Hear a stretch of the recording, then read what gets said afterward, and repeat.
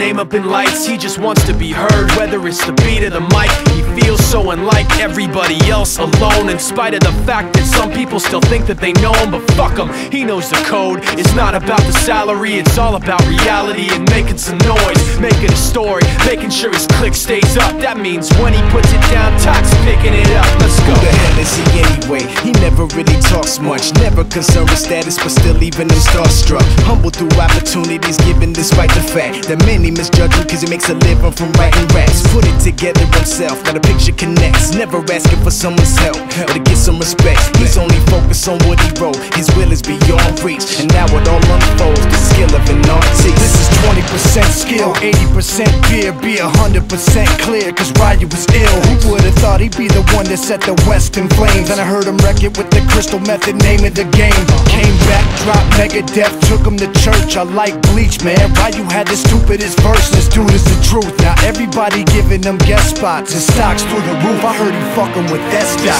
This is 10% luck, 20% skill, 15% concentrated power of will, 5% pleasure, 50% pain, and 100% reason to remember the name. They call him Ryu, he's sick and he's spitting fire. And Mike got him out the dryer, he's hot. Found him in Fort Minor with Top, but a fucking nihilist porcupine. He's a prick, he's a cock. The type women wanna be within, rappers hope he gets shot. 8 years in the making, patiently waiting to blow. Now the record with your notice taking over the globe. He's got a partner in crime, his shit is equally dope. You won't believe the kind of shit that comes out of this kid's throat.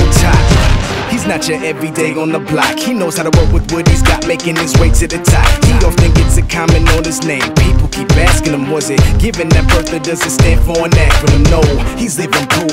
Let him rock in the booth. He'll get you buzzing quicker than a shot of vodka with juice.